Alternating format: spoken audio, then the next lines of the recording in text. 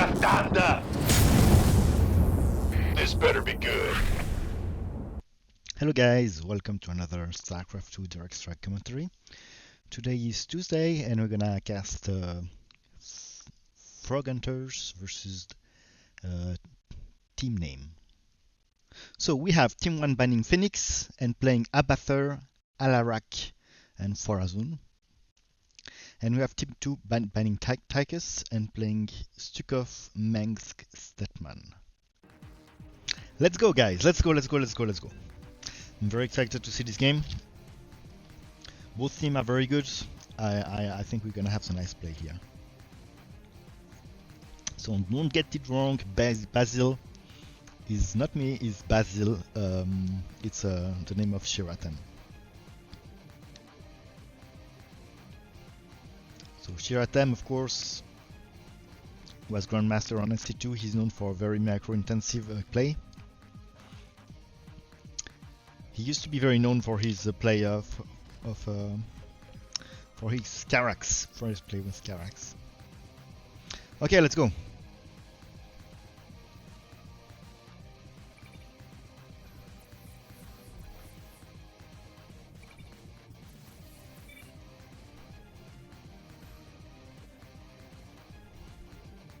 No, it's just a restart. Since the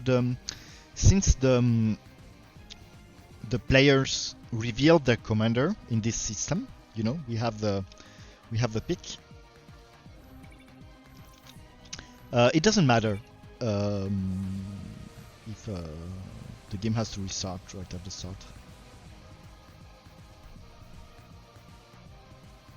Alarak.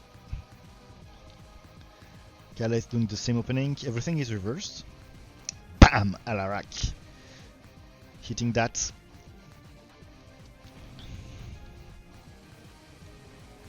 Do you hear the sound of the game? Oh yeah, it's too loud for you.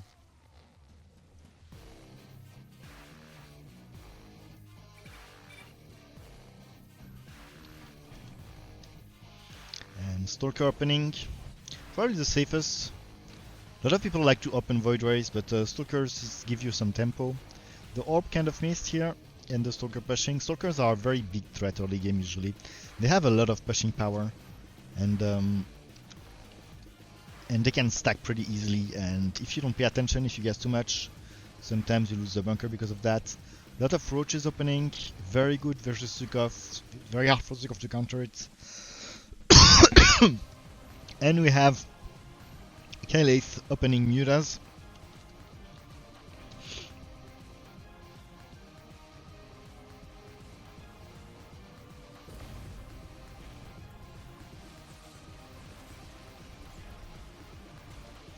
Muta, good opening versus Alarak. It tends to, I've seen it much less recently. It was very popular 1 year ago. The mass Muta build as Mengsk. Now I see it less and less, but it's still a very good unit in the matchup.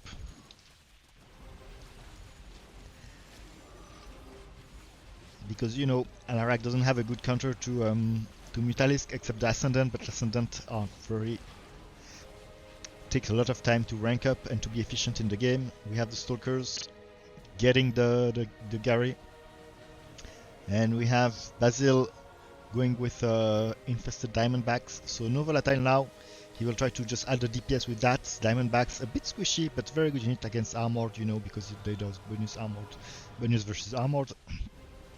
But roaches are pretty tanky. I mean, 145 HP for the amount of mineral it costs. I think it's 85, or maybe even 75, 85. I'm not sure, but it's a very cheap unit. And here, Alarak tanking. You know, the fact that Alarak take the damage is very important for the Stalkers to do the DPS. Otherwise, the Stalkers are not cost efficient versus the Muta. You need your Alarak to be tanking. And here the fast air transition, which is a very good move from RIPZeratul, and which is a pretty standard in the matchup. Early air transition, very good.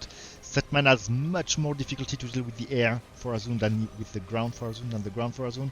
The battle is very close here at mid game, but bottom team still have it. And now the Ravagers. Ravagers extremely good to deal at bunkers and also to snipe. You can snipe the Ravagers. You can see LGBTQIAA GDSL IAA, aka random people, doing some nice biles, and here with the Muta, very deadly. Even though here the biles were missed, and the Muta stayed alive, but here the second salva of bile will come, and here it will be very destructive. Here we'd have, and Alarak is still pushing.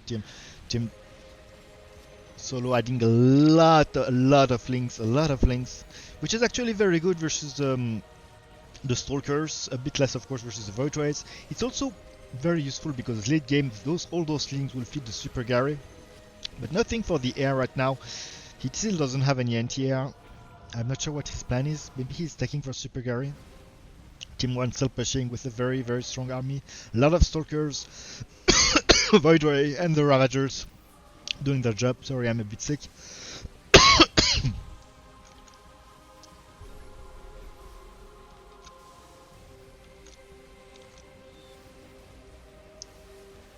Arriving, you see the positioning of the Muta change. He wants to be more resilient to the leak of the Rogers. He wants them to come one by one, but now the Ascendant is here already, and doing the damage. I still see no. Oh, yes, there is one Aegis, which is a very standard unit you use in the matchup. I don't see any other unit with XP, so I'm wondering if he's saving or something special. You can see that Farazun is still tier 2. No Dark Pile on the Void Rays. He's probably taking right now. Nice blink. Team 1 also already putting some pressure.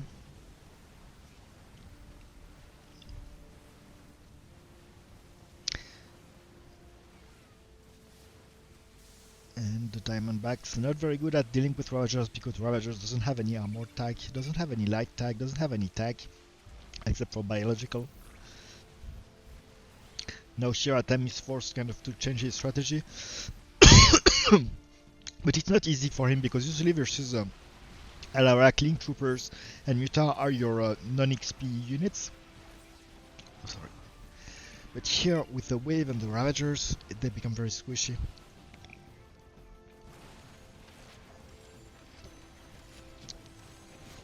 And in a position where when you're being pushed as Mengsk,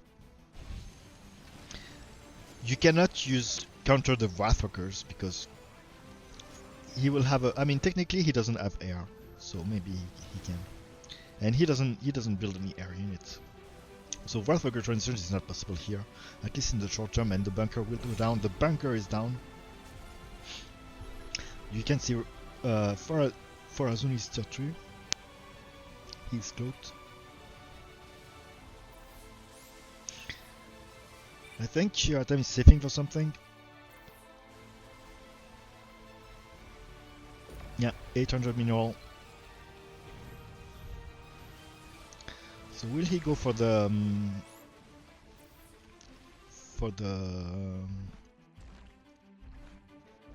Apocalypse or for the Alexander? Okay, Super Gary is here, so all the link will gonna feed them. Very nice, and it also will provide some anti-air. Unfortunately, right now it's not enough. There's a lot of Stalkers, and Shadow Guards are here on the way. And the Apocalypse is here now.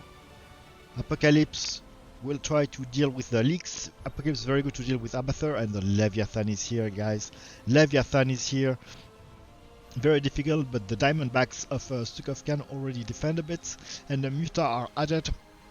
Very good move. But as in anticipation, he already has an Emperor Shadow. Emperor Shadow very nice versus Alarak. You can EMP Alarak the hero. You can EMP of course here the leaks, the Muta leaks. Golden Stormhost. Ouch, this hurt. This is a perfect wave and a nice Ascendant play. He has one Ascendant that is still here with all his energy, waiting for you to use it. Maybe Mind Blast on the Super Gary, I don't know. What will he do? No, it's an orb on the links. And the Mecha Ultralisk is here. He wants to deal with the ground. There is too many Stalkers for that solo. He wants to prioritize the ground. and he chose to ignore the Void Rays, and maybe he's right, because at this point Stalkers are a pain. Even though he has a lot of links, it should be. I'm surprised he doesn't incentive enough to do more damage. And now with the Apocalypse, he has some kind of anti-air, but the Apocalypse are not that tanky. What makes them very, very tanky is their armor. It's what's most. They have 5 base armor, which is insane when you think about it. And every additional point of armor with just a +1, you can have like, it's an increase. It goes exponentially, the effect of the armor. But no, but top team is actually pushing, is actually defending with the Apocalypse and the Shadow Guards and the Aegis Guard. But the top team managed to actually almost pushed out. I mean, Kaleith did a very, very good job here, and now it will be different for solo. The blink back here from RIPZeratul, Ultra trying to do the thing, all the links swarming everything, but there is too much Void Rays, but the ground is taken care of. Now he needs some more anti-air. It's not enough, so the Void Ray will survive for Sukov, but Sukov is not that vulnerable to Void Rays, at least at this point. I mean, it's not good for the bunker, but he has the Anapo, he has Marines inside the bunker, but he doesn't have enough to deal with the with the Muta now. He doesn't have enough to deal with the Muta now, and Heyrandom will beat that Sukov fair pretty easily and push into the Manx, which is very annoying. One Emperor Shadow is, one Immolate is wasted on the Muta. He had to use it, and there's a lot of Stalker here. Stalker heavy composition is a trademark of TDV. I mean, he's known to do a heavy Stalker composition in a lot of matchups, and he's very good with it. And now we have some Hydra added finally for the anti-air. It will help not only for the leaks, Leviathan here, which is already +1. +1? Ah yeah, because there are a lot of Muta. He's really committing to the Muta.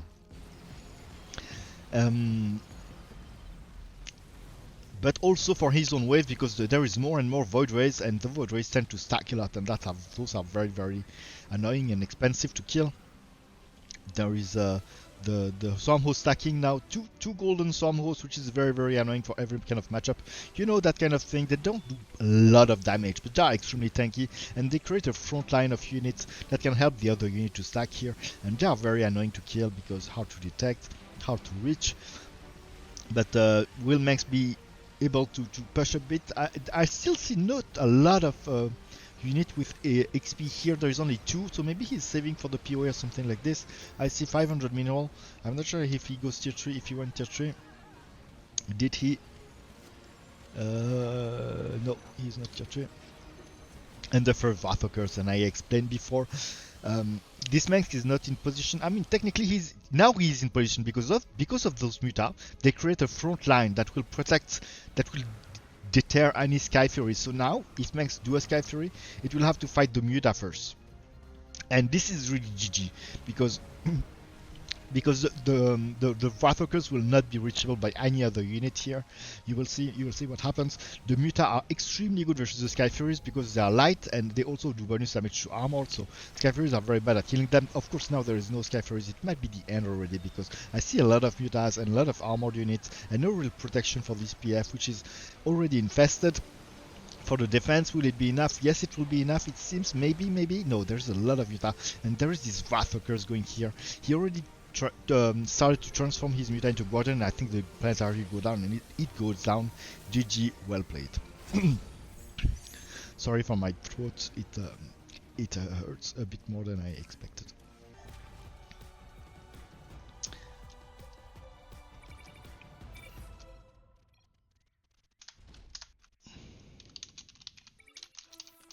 Okay, we have Basil playing Sukov again versus Heyrandom playing Fora. Then we have Kaleith playing Mansk versus CDV playing Alarak. So almost as before, except there's a Fora. And we have RIPZeratul playing Statman versus Solo playing Kerrigan. Oh shit, that's difficult for that's a difficult matchup for Kerrigan.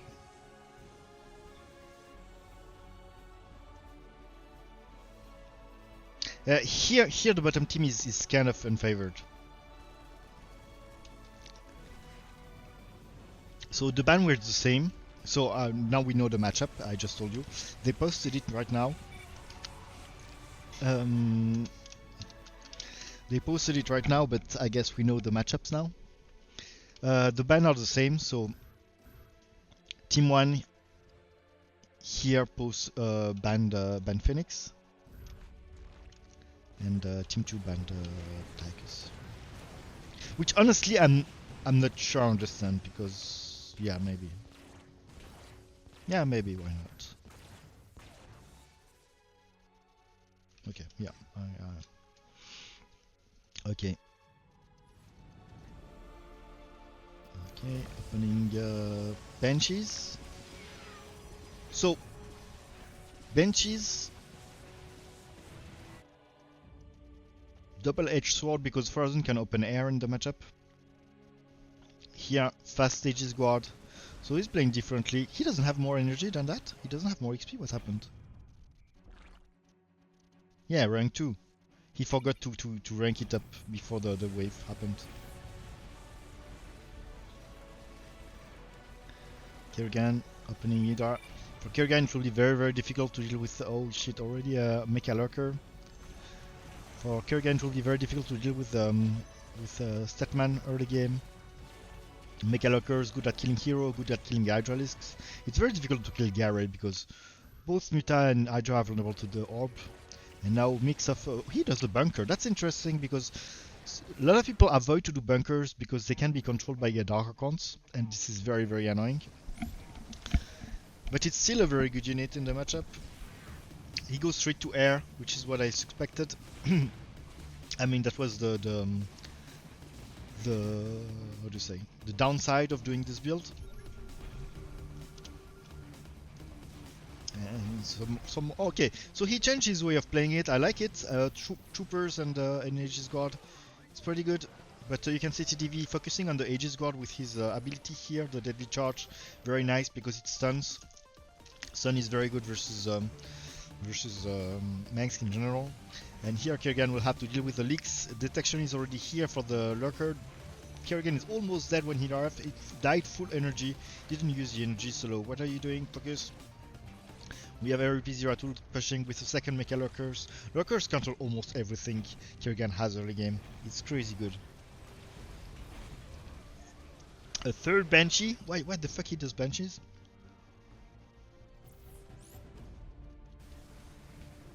A lot of Marines. Marine very good at dealing with Void Rays early game.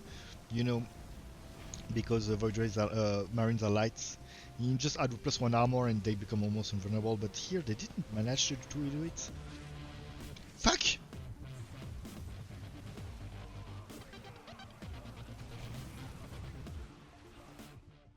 Fuck.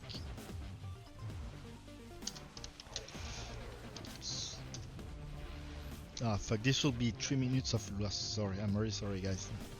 So unprofessional.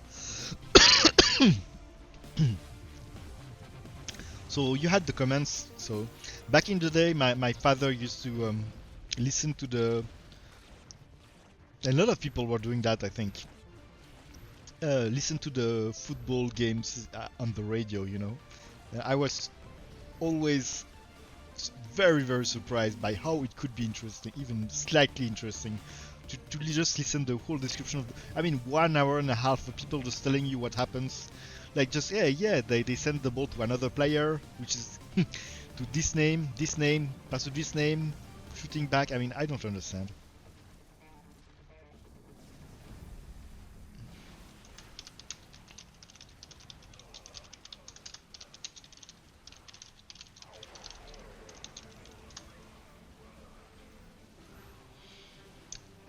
Anyway, that's what you had for the first. What? Wait, why is Sky Fury? What? Did I miss something? I don't understand. Maybe for... I don't understand.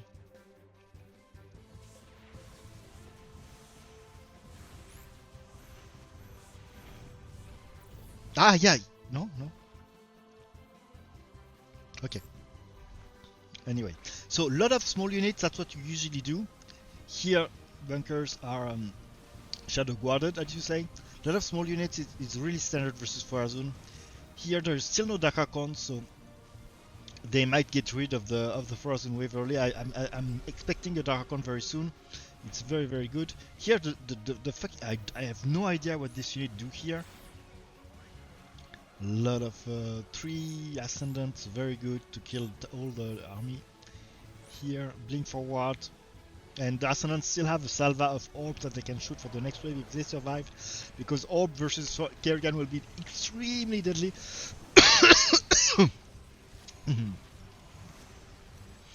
Extremely deadly. And, oh shit, Super Gary killing. Super Gary is here. Super Gary also very, very difficult to kill as Kerrigan. But I can't. I mean, I'm really frightened of the. The Dark Archon is here. I'm really frightened. Look at this. Hey, control. No. What? He didn't control. Okay. That was a mistake, I guess.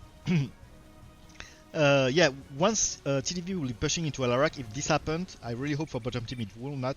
The second salva of orb on the Kerrigan's army will be like totally deadly. Second Aegis Guard, very good. Aegis Guard, third Aegis Guard. Aegis Guard, very good unit versus Alarak. The bottom team is now pushing. Very good tempo. The bunker will be reached. All those Aegis Guards will push into a RIPZeratul. And for pushing a RIPZeratul, the Skyfarer is extremely useful. I mean, in this situation, no doubt about it. But if they push back, it will not be. And now RIPZeratul has to fight at the bunker. But very, very nice. How do you call them? Concentrated spike from the Mechalurker, doing AoE on all the Hydralists here. And now 3 Dark Archons, dude. There is more Dark Archon than bunkers. Okay, so heal control 1, heal control 2.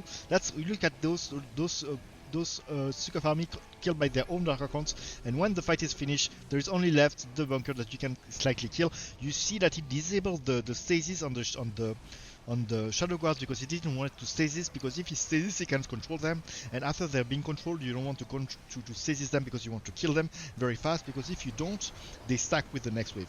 And now Farazun is pushing into the Sky Fury. The Sky Fury will die. Sorry. The Sky Fury will die to the Void Rays, and now bottom team is pushing, and now look at the orb. Ascendant are full energy. Look at this. Oh shit, dude, I'm in pain right now just to have to look at this. 1 orb, 2 orb, 3 orb, dude. This army is totally dead. I mean, now I don't know how bottom team will do to recover from that.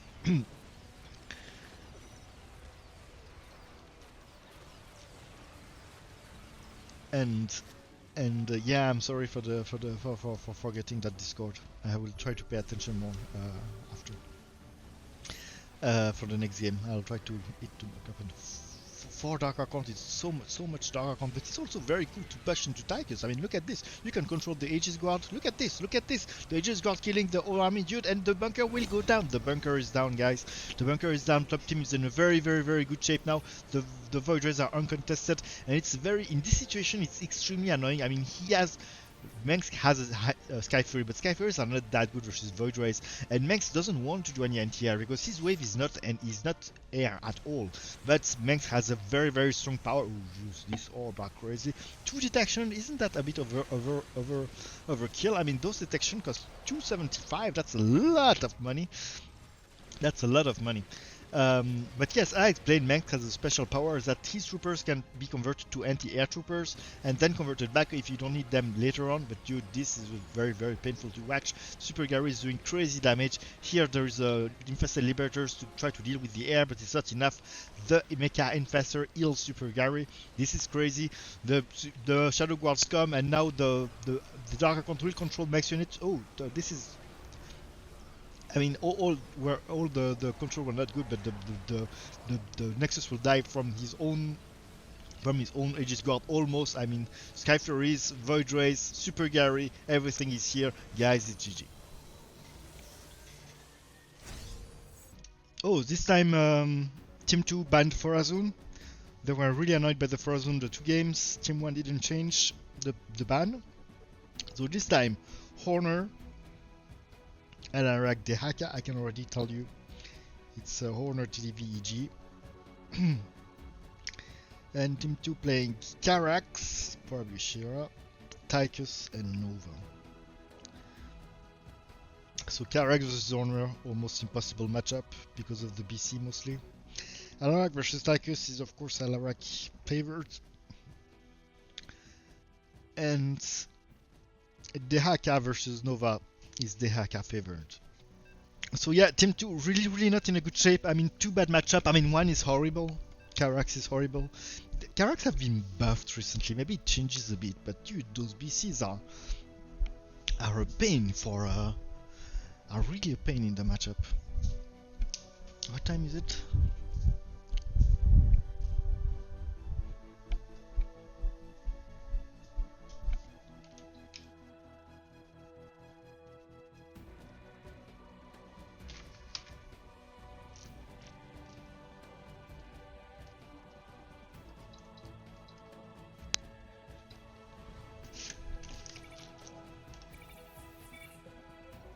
Sorry, I'm coming back.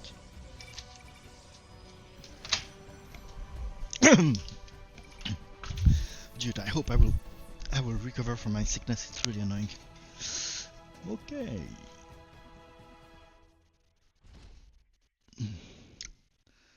So we have Carax here, okay. This Carax is really frightened. You can see this Synergizer. He knows that BC are coming. He knows. He's just going alone. With a lot of courage. You can only admire that. And the bunker is killing it very quickly. And a rack opening. Same positioning of the two supplicants. Signature of TDV.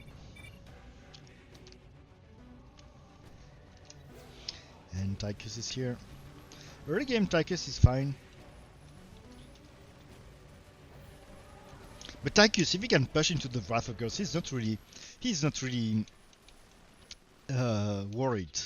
I mean, a Tychus that is worried is Tychus that has to deal with leaks. Especially, I mean, if you're pushing as Tychus and there is CDV in the background, if there is a CDV and there is Wrathwalkers in the background, you're fucked. You're fucked. There is no way you can kill them and reach them. But if you're pushing, you're fine because Wrathwalkers without a front line, or if the front line is partially damaged, are easy to deal with for Tychus. Mirage.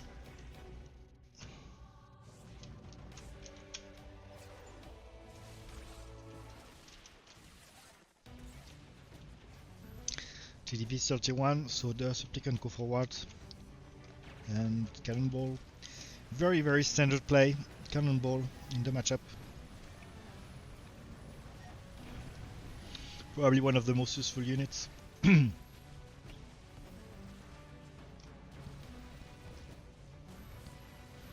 the Haka.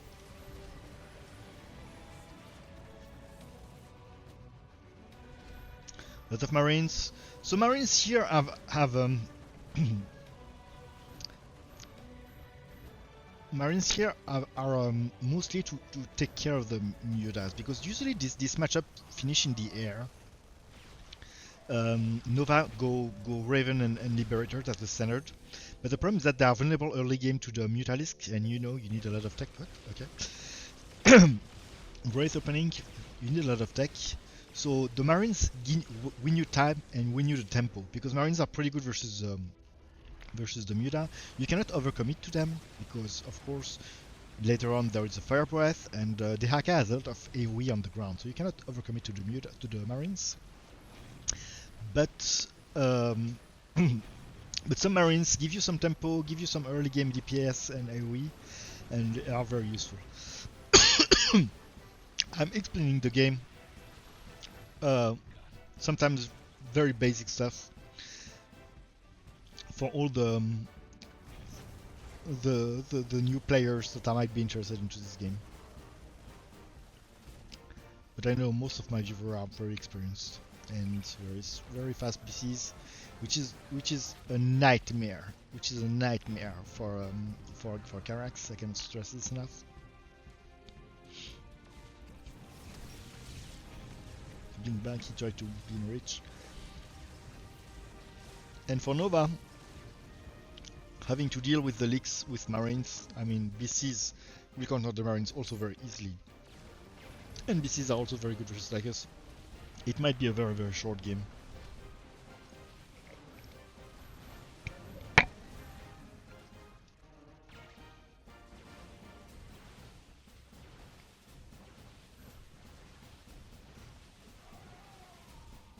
A lot of Slayers, which is the signature of TDV. Already the Primal Guardians. RD Haka is really the standard play in this matchup, I would say.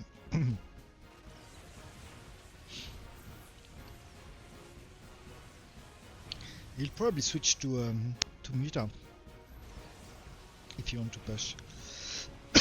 Maybe Creepers.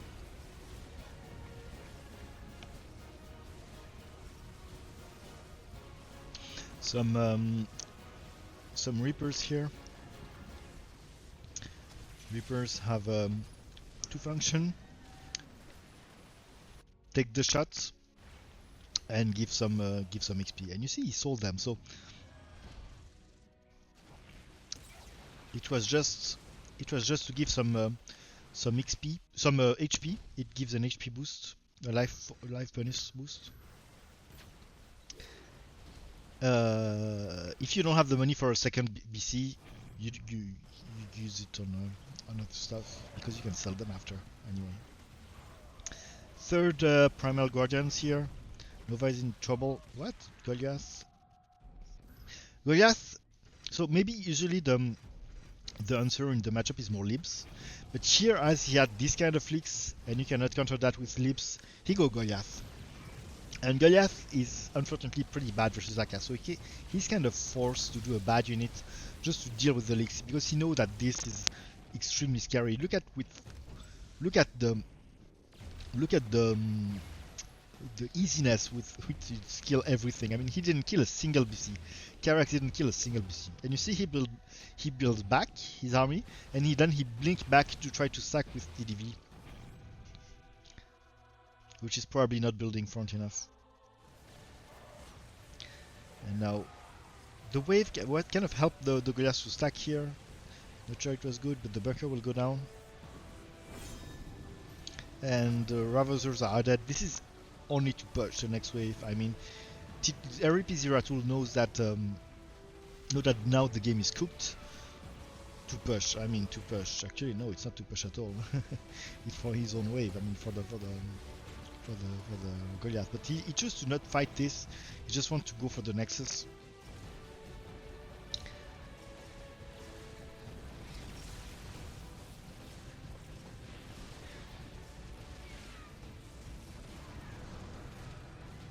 Adding some Ravens, act as a front line, and also very good. These are very good versus the versus Tychus. As long as there is not a lot of units, you can target them with the laser. Give you a boost in damage.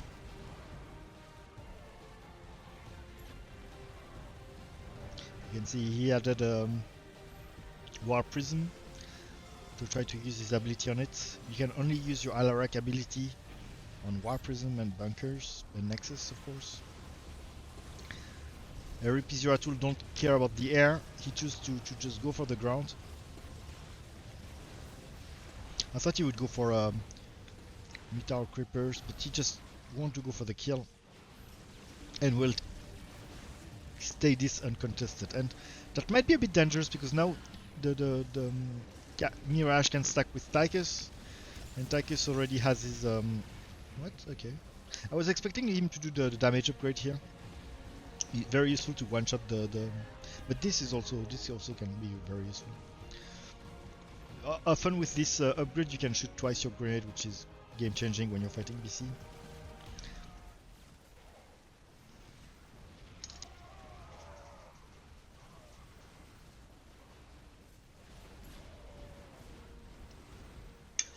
And Ultras. So Ultras, advantages of Ultra. Why did he need Ultra? Because it's not liftable. He wants something that is not liftable and that can attack the Nexus while the rest of the army is lifted and killed. He really want to just not go embarrass himself at trying to kill that. But the downside of it, oh shit, oh shit, that was very close. 14 HP, that was close. But the downside of it is that he doesn't kill a single Mirage. So Mirage plus Stickers can stack together now, and this is slightly dangerous. I mean, this is slightly dangerous. I mean, right now I think the Nexus will die, but he also helped to create a stack by not choosing to kill any of the Mirages. He kind of a risk. Oh shit, oh shit, oh shit. That was a very nice beam, because he waited the blink and then he used the beam, so the Zeus couldn't move anyway, and now top team is in a pretty good shape. He's in pretty good shape, at least to push back, at least temporarily. I mean, he's in good shape? No, because the matchup sucks. But bottom team is in position to push back, at least temporarily. And look at this Mirage surviving. And now the Goliath pushing into that. I mean, it's really... And I don't want to blame EG on this, because it could have worked. I mean, it almost worked, his strategy of doing that. But it was the risk. The risk is that by not killing any Mirages, it was allowing them to stack with Tychus. Entirely. Not entirely, but mostly. Now what's happening? Mirage lifting stuff at... Mirage is an annoying unit for Alarak. He does a +1 armor. Very useful to defend a bit against the Slayers.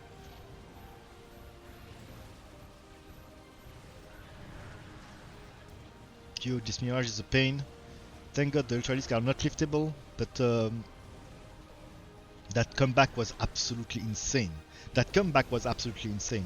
And even if bottom team lose, I mean, you can only praise the fact that they managed to do that. I mean, that comeback is clearly insane.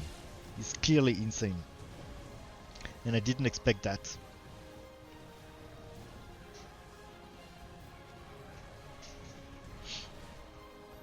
Because if they can win this, I mean, dude, with two horrible matchup, I mean, Honor versus Carax is crazy impossible. I mean, if bottom team could win this game with that matchup, I mean, this is just crazy. Some mines here. Tier 3 Alarak. He's going for the Wrathwalkers. Some SAM are added to the DPS. Vega, I'm not sure what is it here for.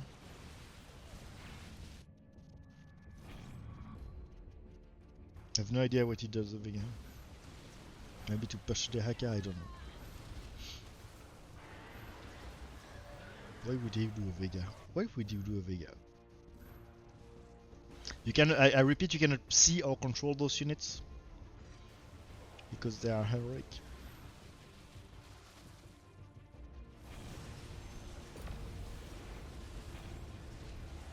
Top team is pushing again, and this time it will be hard. Ah, he's finally starting the NTR. He still doesn't have NTR, so the same scenario might happen again. Carax stacking with Tychus, but there is only 14 HP, I mean plus 500 now. Dude, this is a lot of PC. I think they will die now. Ooh, shit. Ah, finally Nova is tier 3. He can help Tychus, but this was not enough. The drone got sniped, and I think this is GG because can Nova defend before for both those waves? I'm not sure it could. Blink back, perfect blink back from random. Liberator sieging, nice to kill Alarak. Blink back on the side from the Slayers, try to step the Liberators. This will be GG, there is no way, too many units.